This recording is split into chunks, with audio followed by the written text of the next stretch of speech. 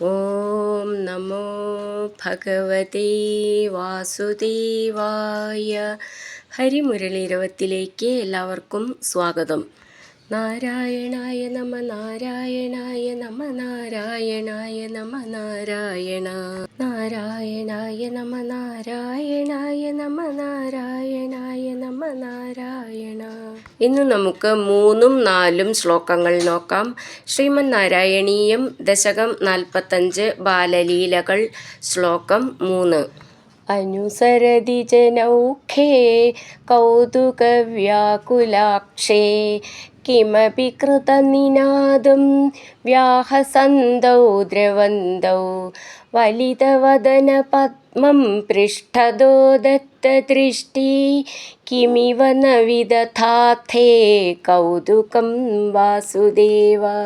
ഈ ശ്ലോകം എങ്ങനെ ചൊല്ലാന്നും അതിൻ്റെ അർത്ഥവും നോക്കാം. അനുസരതി ജനൗഖേ കൗതുക വ്യാകുലാക്ഷേ കിമപി കൃത നിനാദം വ്യാഹസന്തൗ ദ്രവന്തൗ വലിത വദന പദ്മം പൃഷ്ഠതോ ദത്തദൃഷ്ടി കിമിവ ന വിദധാഥേ കൗതുകം വാസുദേവ. നമുക്കിതിലെ വാക്കുകളുടെ അർത്ഥം നോക്കാം.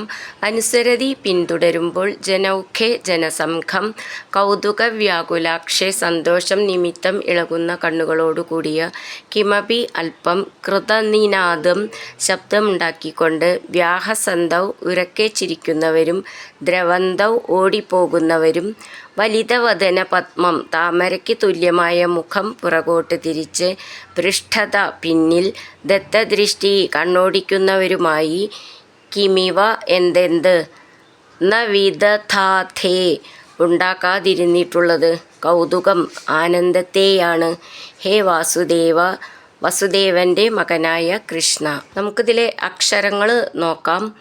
അനുസരതി ജനൗഖേ, ഖേ എന്നുള്ള അക്ഷരം നന്നായിട്ട് ഊന്നി പറയണം. കൗതുക വ്യാകുലാക്ഷേ, ക്ഷേ എന്നുള്ളതും ഊന്നി പറയാനുള്ളതാണ്. ക ഷ എന്ന് ചേർത്ത് എഴുതിയതാണ്. കിം അപി അത് ചേർത്തിട്ട് കിമപി. കൃത നിനാദം നമ്മൾ മുന്നേ നിറയെ പഠിച്ചു. ന ന എന്നുള്ള വ്യത്യാസം, അത് ഉച്ചരിക്കേണ്ടത് ഒരു വാക്കിൻ്റെ ഫസ്റ്റിലാണ് ഈ അക്ഷരം വരുന്നത് വെച്ചാൽ നമ്മളത് ന എന്ന് ഉച്ചരിക്കണം. അപ്പോൾ നീ നായി. അടുത്തത് ന എന്ന് ഉച്ചരിക്കണം. അപ്പോൾ നിനാദം. വ്യാഹസന്തൗ ദ്രവന്തൗ വലിത വദന പദ്മം, ത് മ എന്നാണ് മ എന്നുള്ളത്, പദ്മം.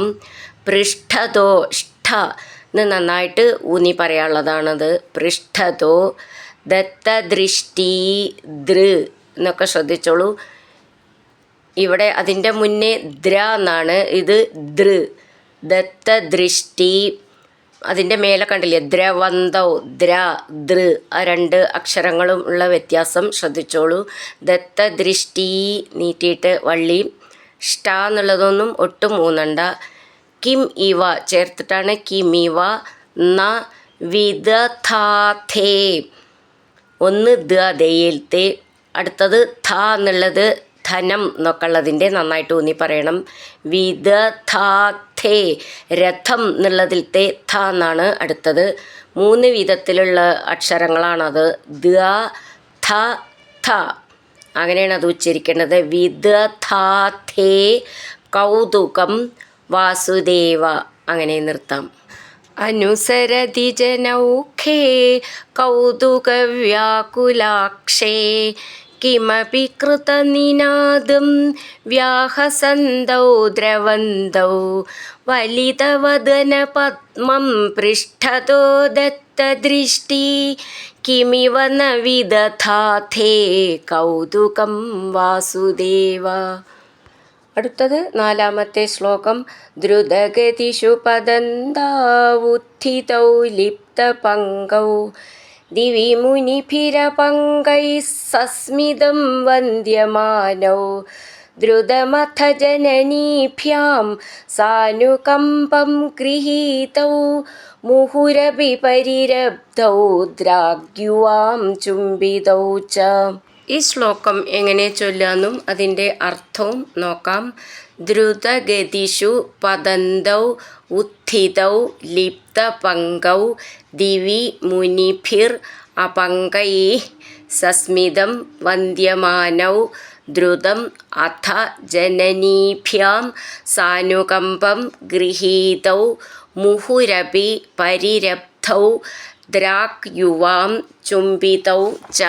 നമുക്കിതിലെ വാക്കുകളുടെ അർത്ഥം നോക്കാം. ദ്രുതഗതിഷു വേഗതയേറിയ നടപ്പിൽ, പതന്തൗ താഴെ വീഴുന്നവരും, ഉത്ഥിതൗ എഴുന്നേൽക്കുന്നവരും, ലിപ്തപങ്കൗ ചെളിയണിഞ്ഞവരായി, ദിവി സ്വർഗത്തിലുള്ള, മുനിഭി മുനിമാരാൽ, അപങ്കൈ പങ്കമില്ലാത്ത, സസ്മിതം പുഞ്ചിരിയോടെ, വന്ദ്യമാനോ വന്ദിക്കപ്പെടുന്നവരുമായ, ദ്രുതം വേഗത്തിൽ, അഥ പിന്നീട്, ജനനീഭ്യാം മാതാക്കന്മാരാൽ, സാനുകമ്പം അനുകമ്പാർദ്രമായി, ഗൃഹീതൗ എടുക്കപ്പെട്ടവരായിത്തീർന്നു, മുഹുരപി വീണ്ടും വീണ്ടും, പരിരബ്ധൗ ആശ്ലേഷിക്കപ്പെട്ടവരും, ദ്രാക് ചുംബിതൗ ച വേഗം ചുംബിക്കപ്പെട്ടവരുമായിത്തീർന്നു, യുവാം അങ്ങും ബലരാമനും. നമുക്കിതിൽ ശ്രദ്ധിക്കാനുള്ള അക്ഷരങ്ങൾ നോക്കാം.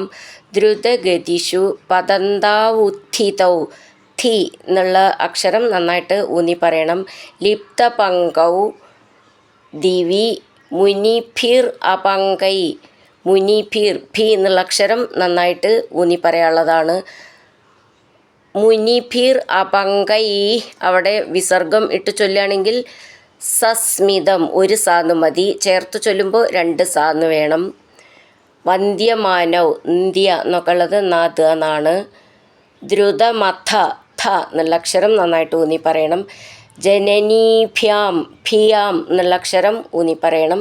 സാനുകമ്പം ഗൃഹീതൗ മുഹുരപി പരിരബ്ധൗ, ധൗ എന്നുള്ള അക്ഷരം നന്നായിട്ട് ഊന്നി പറയണം. ദ്രാഗ്യുവാം ദ്രാഗ്യുവാം ചേർത്ത് ചൊല്ലുമ്പോൾ, ചുംബിതൗ ച അങ്ങനെ നിർത്താം. ദ്രുതഗതിഷു പതന്താവുത്ഥിതൗ ലിപ്തപങ്കൗ ദിവി മുനിഭിരപങ്കൈഃ സസ്മിതം വന്ദ്യമാനൗ ദ്രുതമഥ ജനനീഭ്യാം സാനുകമ്പം ഗൃഹീതൗ മുഹുരപി പരിരബ്ധൗ ദ്രാഗ്യുവാം ചുംബിതൗ ച. ഹരിനാരായണ ഗോവിന്ദ, ജയ നാരായണ ഗോവിന്ദ, ഹരിനാരായണ ജയ നാരായണ ഗോവിന്ദ ഗോവിന്ദ ഗോവിന്ദ.